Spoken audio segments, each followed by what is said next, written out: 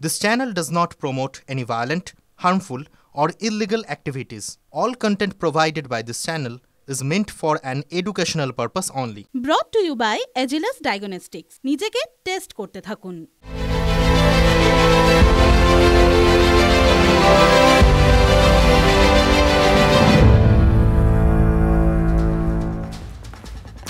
নমস্কার, রাত বাজে ৮টা, মানে সময় ঠোঁটকাটার। ঠোঁটকাটা আজ কি বলবে? জীবন বড়ই বিচিত্রময়, বৈচিত্র্যময়। ধরুন সোমে এক রং, মঙ্গলে আবার অন্য। আচ্ছা, শনিবার থেকেই শুরু করি। ওই দিনই তো ৬-৬, তার উপর আদি ব্রিগেডের জয়। নভেম্বর তো খুশির মাস মমতা ব্যানার্জির কাছে, তাই বড় মা স্মরণে মঙ্গলবার নৈহাটির বড়মার দুয়ারে মুখ্যমন্ত্রী পুজো দিলেন।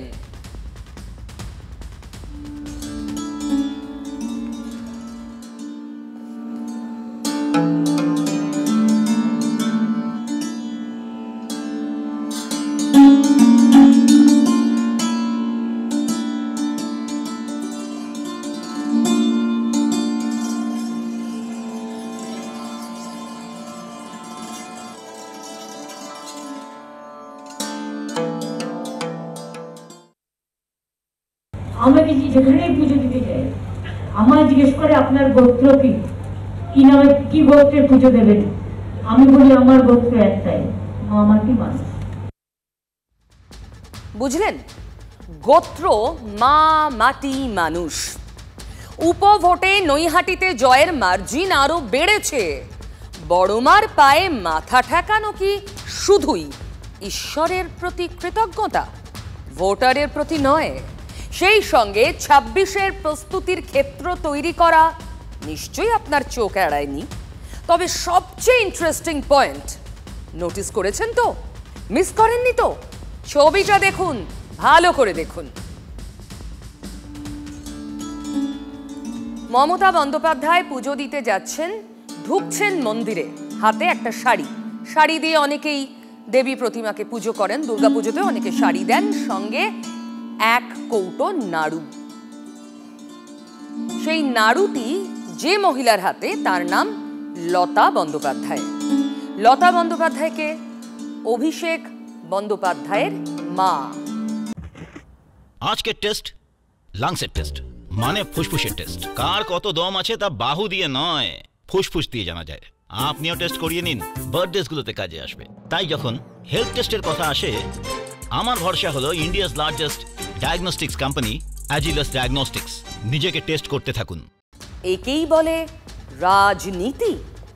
দেখুন, এই রাজনীতি না অনেক সময় সাধারণের বোঝার বাইরে। সোমে অভিষেককে পাশে বসিয়ে দলে প্রবীণদের আধিপত্য পুনঃপ্রতিষ্ঠা করলেন। সর্বভারতীয় সাধারণ সম্পাদককে জাতীয় মুখপাত্র বানালেন। আর মঙ্গলে অভিষেকের মাকে সঙ্গে নিয়ে বড় মাকে পুজো দিতে গেলেন। পারিবারিক চালচিত্র। মঙ্গল কামনা করলেন গোটা বাংলার জন্য। আর বাংলার রাজনীতিতে অভিষেককে কোণঠাসা করা হচ্ছে, করছে তারই দল, বললেন দলেরই বিধায়ক। অভিষেক বন্দ্যোপাধ্যায়েরই বা কেন সেখানে যোগ্যতা কোথায় নেই যে অভিষেক বন্দ্যোপাধ্যায়কে কেউ কোণঠাসা করবে, কোণঠাসা করার চেষ্টা করবে, আর সেটাকে আমরা মেনে নেব? বড় মাকে আপনাদের সবার হয়ে আমি তো পুজো দিয়ে এসেছি, আপনাদের সকলের হয়তো প্রণাম জানানো হয়নি, নিশ্চয়ই জানিয়েছি। কি করে বলুন তো?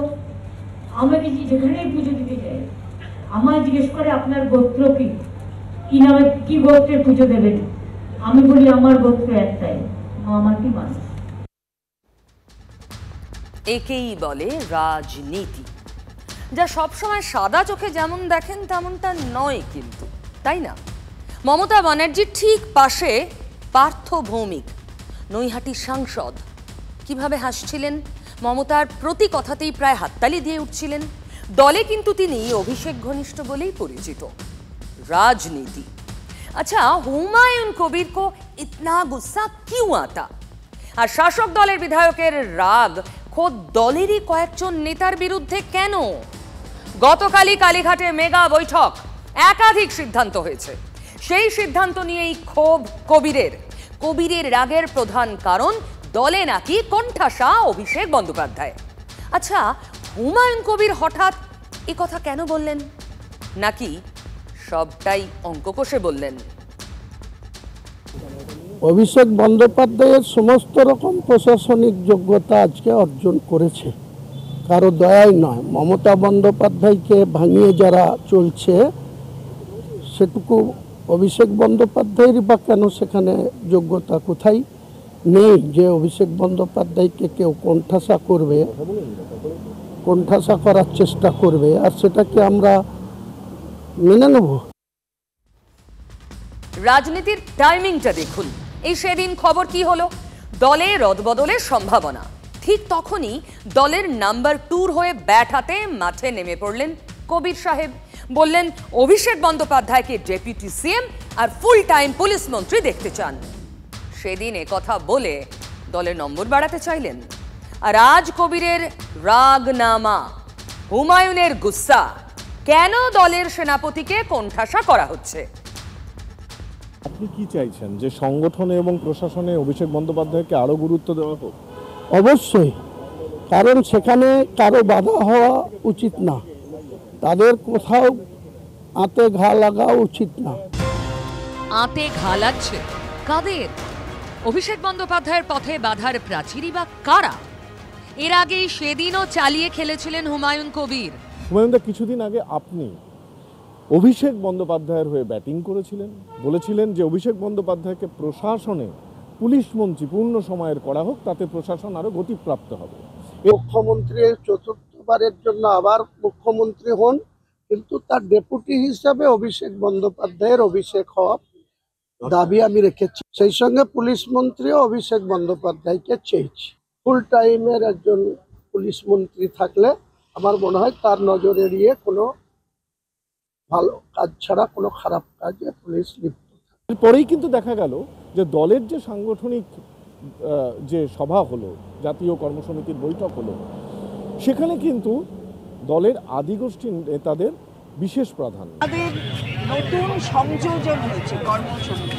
বিমান বন্দ্যোপাধ্যায়, ডক্টর মানস ভূঁইয়া, মালা রায়, কল্যাণ বন্দ্যোপাধ্যায় এবং জাভেদ খান। তৃণমূলের কর্মসমিতিতে 5 নতুন মুখ, সকলেই মমতা বন্দ্যোপাধ্যায় ঘনিষ্ঠ এবং আদি তৃণমূল বলেই পরিচিত।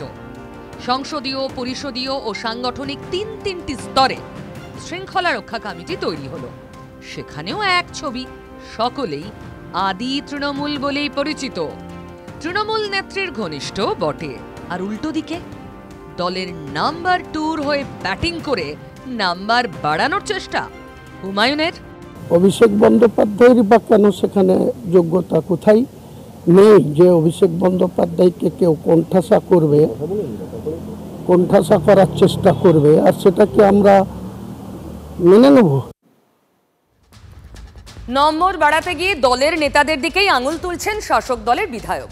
আর কি, ঘরেতে ভ্রমর এলো গুনগুনিয়ে। চারপাশে যারা ক্ষমতা কুস্তিগত করে রাখতে চাইছে, তাদের ভবিষ্যৎ আগামী দিনে অন্ধকার হবে, আমি চ্যালেঞ্জ করি। তাদের দিকে ইঙ্গিত নিশ্চয়ই, আমি যাদের দিকে ইঙ্গিত করছি আমি এখনই নাম করব না। মমতা বন্দ্যোপাধ্যায় যদি সেটা সঠিক মূল্যায়ন সময় মতো করেন, তিনার ঠিক বুঝতে পারবেন। হুমায়ুন কবির কারও নাম করেননি, তাহলে মুখ্যমন্ত্রীর ঘনিষ্ঠ বৃত্তে থাকা কাদের নিশানা করলেন ভরতপুরের শাসক বিধায়ক? মমতা ব্যানার্জির সবচেয়ে কাছের বৃত্তে কারা আছে হুমায়ুন বাবু? একদম মানে সবচেয়ে কাছের সার্কেলটা। ব্যানার্জি তো তার যোগ্য উত্তরসূরি নাম্বার 2 কে বেছেছেন, অভিষেক ব্যানার্জিকে। ও মানে কলেজে পাশ করার পর থেকে পলিটিক্সটা ডাইরেক্ট করে, অ্যাক্টিভলি করে। আমি চাই ওরা ভালো তৈরি হোক, ইয়াং জেনারেশনকেও দরকার আছে। আমার পরেও আমি জেনারেশন তৈরি করছি, ববিরা আছে, অভিষেকরা আছে, ওরা এমনি তৈরি হচ্ছে, তৈরি করছি যাতে আমার মৃত্যুর পরেও এরা এদের গেঁথে দেয় ভালো করে। তাহলে তাদের এত গাত্রহরিতা হচ্ছে কেন? গাত্রদাহ হচ্ছে কাদের? দলের জাতীয় কর্মসমিতির বৈঠকের পর কবিদের নিশানায় কারা? আর সেটা আমি নাম করছি না, আপনারা বুঝতে পারছেন যে গত 4-5 দিন, 1 সপ্তাহ ধরে কারা এটা নিয়ে। তাদের মধ্যে কেউ কি আপনার জেলার দায়িত্বে আছেন? আমার জেলার দায়িত্ব আছে, তারাই তো সব করছে। মুর্শিদাবাদের দায়িত্বে থাকা ফিরহাদ হাকিমকেই নিশানা কবিরের। এবার আর কোনো রাগটাক রাখলেন না। যারা আমাকে বেঈমান বলেছিল কংগ্রেস ছাড়ার জন্য, তারা আজকে মুর্শিদাবাদ জেলায় মমতা ব্যানার্জির হাত ধরেছে 2018 সালে। এই ববি হাকিমদের তেল মেরে, ববি হাকিমদের কথাই তাদের গুরুত্ব আছে মুর্শিদাবাদ জেলায়। কবিরের নিশানায় ফিরহাদ হাকিম, চাচা ছোলা আক্রমণ। চেয়ারম্যান হয়ে যায়, সে ওয়াকফ বোর্ডের মেম্বার হয়ে যায়, সে অন্য কিছুতে স্থান পেয়ে যায়, সে জেলা সভাপতি হয়ে যায়, সে এমপি হয়ে যায়। যারা তোষামত করতে পারবে তারাই তো নেতা। এখানে কি আছে শৃঙ্খলার? বেশি জানে তো, আমি তো ওদের সঙ্গে নেই 4.5 বছর। এখন কে কোথায় কি করছে ওনারা বেশি জানেন। উনি তো টিএমসির এমএলএ নেতা, উনি জানেন। এই অবাঞ্ছিত বিতর্কগুলোকে টেনে আনা কোনো অবস্থাতেই সমর্থন করি না। উনি বিধায়ক, উনি দলের নেতা, ওনার যদি কোনো বক্তব্য থাকে দলের যথাযথ নেতৃত্বের কাছে উনি সেগুলো বলার যথেষ্ট সুযোগ এবং অধিকার তার রয়েছে। পরিষদীয় ও সাংগঠনিক শৃঙ্খলা রক্ষা কমিটিতে আছেন ফিরহাদ, তাকেই নিশানা ভরতপুরের বিধায়কের।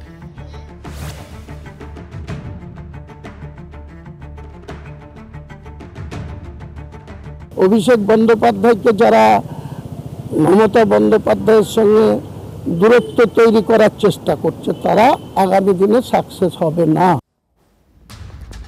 দেখুন, কবির সাহেব ঢিল মেরেছেন মৌচাকে। নিশানা খোদ ফিরহাদ হাকিমকে, যিনি আবার পরিষদীয় এবং সাংগঠনিক শৃঙ্খলা রক্ষা কমিটির সদস্য। মুর্শিদাবাদে দলের দায়িত্বেও তিনি। সেই ফিরহাদ হাকিমই ঝাঁঝিয়ে উঠেছিলেন দিন 8 আগে, মনে নেই? ডেপুটি হিসাবে অভিষেক বন্দ্যোপাধ্যায়ের অভিষেক হওয়ার দাবি আমি রেখেছি, সেই সঙ্গে পুলিশ মন্ত্রীও অভিষেক বন্দ্যোপাধ্যায়কে চেয়েছি। আমি অভিষেকের ব্যাপারে জানবো না, কারণ বলবো না, তার কারণ হচ্ছে অভিষেক আমাদের সন্তান, ঠিক টাইমের সেগুলো আসবে। কিন্তু Mamata Banerjee is capable of doing everything. আমরা মমতা ব্যানার্জির ছবি লাগিয়ে জিতি। যারা বড় বড় কথা বলে না, তাদের বলবো যে মমতা ব্যানার্জির ছবিটা সরিয়ে দিয়ে একটা ইলেকশন জিতে দেখো। হোক না, আমরা দলের তো আমাদের কোনো গুরুত্ব নাই। ববি হাকিমরাই তো বলছে হুমায়ুন কবিরের কোন কে যে কথা বলার। তো দলের কনসার্ন নেতৃত্ব, কনসার্ন কমিটি বুঝবে। এ ব্যাপারে আমার আজকে এখানে দাঁড়িয়ে কোনো মন্তব্য নেই। হুমায়ুন কবিরের মতো কিছু লোকজনকে সেট করা থাকে দুটো কাজে। এক হচ্ছে যে এই অভিষেককে মুখ্যমন্ত্রী করতে হবে, আনতে হবে ইত্যাদি কথা মিডিয়াকে খাইয়ে দিয়ে যাওয়ার, এবং আরেকটা যারা চেষ্টা করা হয়, যেটা গত মুর্শিদাবাদে নির্বাচনের সময় করা হয়েছে, মানুষ ভাগের রাজনীতি, যেটা তৃণমূল এবং বিজেপি করে। সেটা ববি হাকিমের ক্ষেত্রেও প্রযোজ্য, সেটা কল্যাণ ব্যানার্জির ক্ষেত্রে। সব থেকে যে ডিসিপ্লিন বেশি ভঙ্গ করে সেই ডিসিপ্লিন কমিটির হুমায়ুন কবির দমার পাত্র নন, আর সে কথা বোঝাতে গিয়ে আরো বিস্ফোরক। দেখুন, আমার স্ট্যান্ড ক্লিয়ার। নেক্সট ইলেকশনে অভিষেক বন্দ্যোপাধ্যায়কে সামনে রেখেই মুর্শিদাবাদ জেলায় হুমায়ুন কবিরের সঙ্গে ভোট পার্সেন্টেজ আছে না অন্য কারোর সঙ্গে আছে, সেটার প্রমাণ হুমায়ুন কবির নেক্সট ইলেকশনে দেবে। শীর্ষ নেতৃত্ব বসেছেন, তারা কিছু সাংগঠনিক সিদ্ধান্ত নিয়েছেন, কিছু কর্মসূচি ঘোষণা করেছেন। তারপরে দাঁড়িয়ে কোনো অবাঞ্ছিত অপ্রয়োজনীয় বিতর্ক ডেকে আনাটা ঠিক নয়। এই হুমায়ুন কবিরেরও মুখ বন্ধ হবে না, কারণ হুমায়ুন কবিরও মুখ খুললে সরকার পড়ে যেতে পারে। ফলে এই সব দুর্নীতিতন্ত্রের 75-25 বখরার খেলা, ফলে এইটা চলতেই থাকবে যতদিন পশ্চিমবাংলার রাজনৈতিক সংস্কৃতি পরিবর্তন না হচ্ছে। বাইরে আমার মুখ বন্ধ করা যাবে না, যেহেতু তোমরা খাচ্ছ, তোমরা লুটছো, তোমাদের হাতে ঘা লাগবে। হুমায়ুন কবির খায়ও না, লুটে না। আমি আশঙ্কা করছি এই ধরনের প্রভাবশালীদের মদতে আমি মুর্শিদাবাদে বেঁচে নাও থাকতে পারি, মার্ডারও হয়ে যেতে পারে। উনি হাইকোর্টে যান, নইলে অমিত শাহজিকে লিখুন সেন্ট্রাল ফোর্সের জন্য। নৌশদ সিদ্দিকীকেও তো সেন্ট্রাল ফোর্স দিয়েছে ভারত সরকার। হাইকোর্টে গিয়েছিলেন উনি, হাইকোর্টই অর্ডার করেছে, কিন্তু আমরা অপোজ করিনি। আমরা চাই প্রত্যেকটা রাজনৈতিক দল বেঁচে থাকুক, রাজনৈতিক দলের নেতারা বেঁচে থাকুক। আমি এ ব্যাপারে কোনো মন্তব্য করব না, আর এই ধরনের কোনো মন্তব্য তার করা উচিত না, অনভিপ্রেত। এই অবাঞ্ছিত বিতর্কগুলোকে টেনে আনা কোনো অবস্থাতেই সমর্থন করি না। তা আমি চক্রান্তের শিকার হতে পারি, সে আশঙ্কাও আমি করছি, কিন্তু আমি যতক্ষণ বেঁচে আছি মাথা উঁচু করে বেঁচে আছি। আশঙ্কা করছেন কবির সাহেব প্রাণহানি। আচ্ছা, এই নিয়ে রাজনীতির ঘোলা জলের মধ্যেই যে ছিপ নিয়ে গেল বোয়াল মাছে, খেয়াল করেছেন? তৃণমূলের আরেক নেতা শান্তনু সেনের নিরাপত্তা রক্ষী প্রত্যাহার। এতদিন দুজন নিরাপত্তা রক্ষী ছিল, তার শিফট অনুযায়ী একজন করে থাকতেন, কিন্তু প্রত্যাহার করে নেওয়া হলো রক্ষীদের। দলের একসময়ের মুখপাত্র কুণাল ঘোষ কি সে খবর রাখেন? ডক্টর শান্তনু সেন তার নিরাপত্তা রক্ষীদের প্রত্যাহার আমি শুনিনি, জানি না, বলতে পারবো না। মুখপাত্রের পদ থেকে সরতে হয়েছিল আগেই, মনে নেই? তিলোত্তমার বিচার চেয়ে মুখ খুলেছিলেন শান্তনু সেন, প্রকাশ্যে একের পর এক বিতর্কিত মন্তব্য, তারপর কড়া মনোভাবের কথা বুঝিয়ে দিয়েছিল দলও। মা বাবা দুঃখ করে বলছে আজ পর্যন্ত প্রিন্সিপাল আমাদের সাথে কথা বলেনি বা দেখা করেন। আমি তৃণমূল কংগ্রেসের এতদিন যাদের আমি একটি কথাও বলতে বারণ করেছিলাম, আর দু একজন যারা বলছেন আমি ছেড়ে দিলাম স্পোকসপারসনের পোস্ট, তাদের আমরা আগেই সরিয়ে দিয়েছি। এর মধ্যে গত কয়েকদিনে তার যে কোনো বক্তব্য যেটা মিডিয়ার সামনে এসছে সেটা একান্তভাবে তার ব্যক্তিগত, এবং দল সেই সব বক্তব্যের কোনো দায়িত্ব নিচ্ছে না। বিগত 3 বছরে আরজিকর মেডিকেল কলেজ এবং তার প্রিন্সিপালকে কেন্দ্র করে একের পর এক যে ধরনের ঘটনা, আলোচনা, সমালোচনা সামনে এসেছে, তাতে মমতা বন্দ্যোপাধ্যায়ের স্বাস্থ্যের যে মডেল, যেটা সারা ভারতবর্ষে রোল মডেল, কোথাও একটা সেটাতে কালির ছিটে লাগছে। মনে রাখবেন, তারাও কিন্তু এই চক্রান্তের মধ্যে ছিল। যখন আমরা জানতে পেরেছি, আমি তৃণমূল কংগ্রেস করে বলে রেয়াত করিনি। 30 নভেম্বর আমতলায় চিকিৎসকদের সঙ্গে আলাপচারিতায় শাসকের নাম্বার 2। কেন? আরজিকর কাণ্ডে শাসক দলের সঙ্গে দূরত্ব বেড়েছে চিকিৎসক সমাজের। দূরত্ব কমাতেই সেতু বন্ধন, আর সেই শিবিরের আয়োজনে নাকি ডক্টর শান্তনু সেন। 30 তারিখের দিন 2 আগেই নিরাপত্তা প্রত্যাহার প্রাক্তন সাংসদের সঙ্গে দূরত্ব বেড়েই চলেছে দলের। পুলিশের ব্যাপার, প্রশাসনিক ব্যাপার, আমি যেটা জানি না সেটা আমি কি করে বলবো? কারোর সিকিউরিটি প্রত্যাহার হয়েছে কি হয়নি আমি নিজে যেটা জানি না, এবং তার সঙ্গে নিশ্চয়ই মানে রাজনৈতিক দলের মুখপাত্রের কোনো সম্পর্ক নেই। অটোক্রেটিক যারা সরকার হয় তাদের মানসিকতা এরকমই হয়, অর্থাৎ যারা স্বৈরতান্ত্রিক শাসক তাদের বিরুদ্ধে আপনি যদি কথা বলেন নিজের দলের লোক হলে পরেও আপনাকে এইভাবে মারা হবে বা মারার বুদ্ধি করা হবে। আমি যেটা জানি না আমাকে খোঁজ নিতে হবে, আমি কীভাবে বলবো? এটা শান্তনু বা কনসার্ন যারা পুলিশের মানে কি হয়েছে না হয়েছে না জেনে কোনো মন্তব্য করবো। তো ওই জন্য সরিয়ে দেওয়া হচ্ছে, যাতে দুটো লোক শান্তনু বাবুর উপরে কিছু করতে পারে, গুলি চালাতে পারে বা তাকে খুন করার চেষ্টা করতে পারে। নিরাপত্তায় তার মানে রয়েছে বার্তা। শান্তনু বুঝেছেন তো, চিরদিন কাহারও সমান নাহি যায়। এবং এই দল করতে গিয়ে আক্রমণের শিকার হয়েছি, অনেক থ্রেট কলের শিকার হয়েছি, অনেক অত্যাচারের শিকার হয়েছি, এবং বুক চিতিয়ে লড়াই করেছি মমতা ব্যানার্জি, অভিষেক ব্যানার্জিকে মাথায় রেখে। আমি দলের যখন অসময়ে পাঁচিলের ওপর উঠে যাইনি, আমি তৃণমূল কংগ্রেসের সাথে ছিলাম, তৃণমূল কংগ্রেসের সাথে আছি, তৃণমূল কংগ্রেসের সাথে থাকব। দেখুন, সোমবারের কালীঘাটের বৈঠক যদি ক্রিয়া হয়, মঙ্গলের সকাল হতে না হতেই তার প্রতিক্রিয়া শুরু। বিপরীত প্রতিক্রিয়াও বলতে পারেন। ওই যে দেখলেন এতক্ষণ হুমায়ুন চালিসা, আর এক প্রতিক্রিয়া এবার দেখাবো কল্যাণ ব্যানার্জির। খুশি আর ধরছে না, মুখের হাসি চওড়া থেকে আরো চওড়া। দেখুন।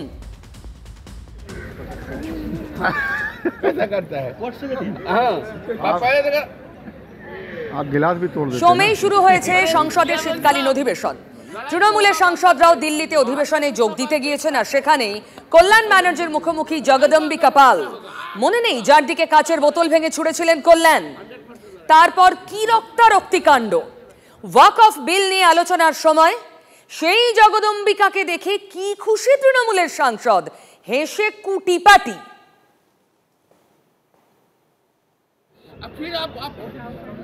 आप फिर ऐसा दे दिया, फिर दे दिया, क्या कैसा कर रहे हैं?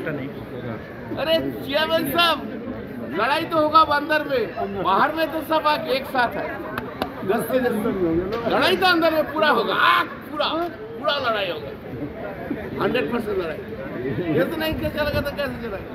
आप भी टेम्परमेंट लगाएगा, हम भी चिल्लाएगा, ऐसे कैसे होगा? अभी तो कमेंट पर हुआ नहीं क्या? हम तो आप जो मर्जी कीजिए ना, हम लोग का स्पीकर है, हम लोग का एक ही आदमी है, हम लोग का कोई नहीं है, हम लोग को स्पीकर है।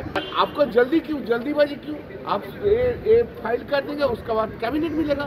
थोड़ा रुकिए, उसके बाद आप कैबिनेट ना आपका बने। नहीं, सेवा तो आप छोड़िए ना, वो लोग सेवा का बात छोड़िए। अरे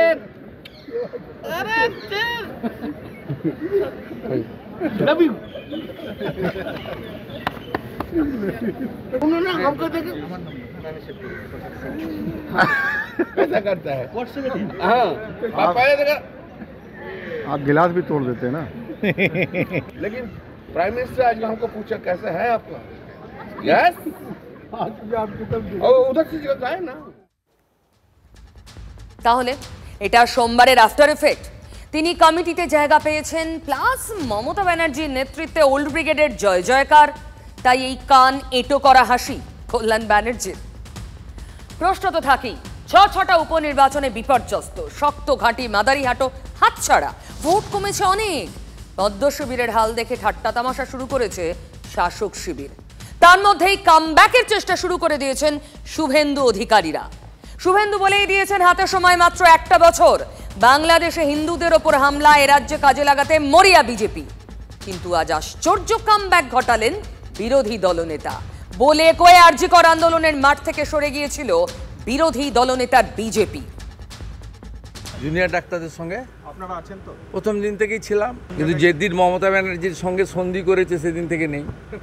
no compromise with Mamata Banerjee. প্রধান বিরোধী দল, একমাত্র বিরোধী দল, তাকে এবং তার ভোটার সমর্থকদের বাদ দিয়ে কোনো সরকার বিরোধী আন্দোলন সফল হতে পারে না। জুনিয়র ডাক্তাররা 27 আগস্ট ছাত্র সমাজের নবান্ন অভিযানে অংশগ্রহণ না করে প্রথম ভুল করেন। দ্বিতীয় ভুল করেন মমতা ব্যানার্জি, যিনি আসল দোষী, তার সঙ্গে মিটিং করা। মমতা বন্দ্যোপাধ্যায়কে আমরা তো আগেই বলেছিলাম, ডাক্তাররা চেনে কিনা জানি না, কিন্তু আমরা তো হারে হারে চিনি। মমতা বন্দ্যোপাধ্যায়ের সিস্টেমের বলি তো সেই বোন আমার। মুখ্যমন্ত্রীর সঙ্গে গিয়ে সভা করা, তার বাড়িতে গিয়ে সভা করা আমিও ভালোভাবে নিইনি, মানুষও ভালোভাবে নেয়নি। কারণ এই ঘটনার জন্য যদি কেউ দায়ী হয়ে থাকেন তার নাম Mamata Banerjee.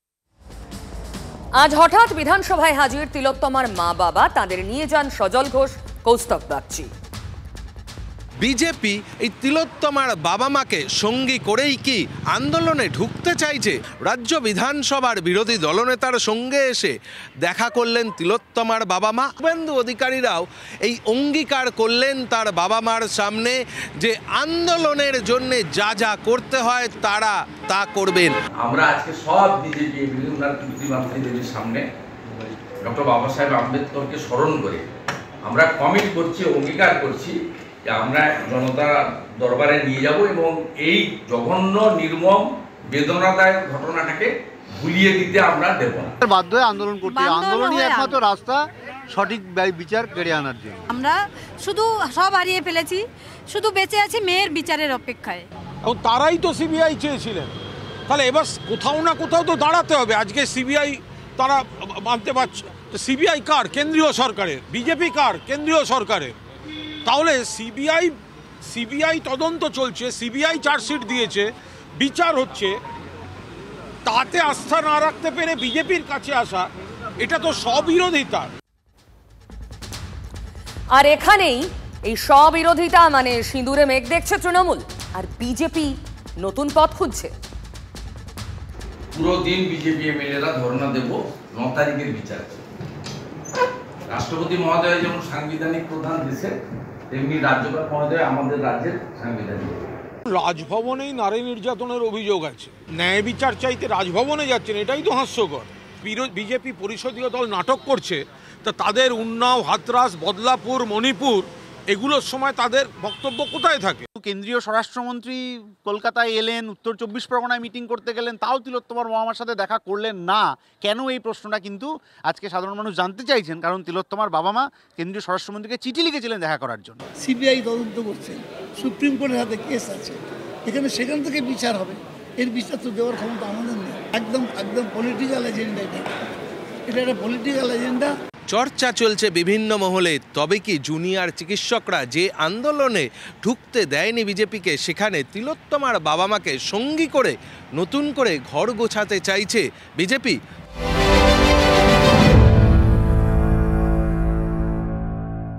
ব্রট to you by Agilus diagnostics. নিজেকে টেস্ট করতে থাকুন।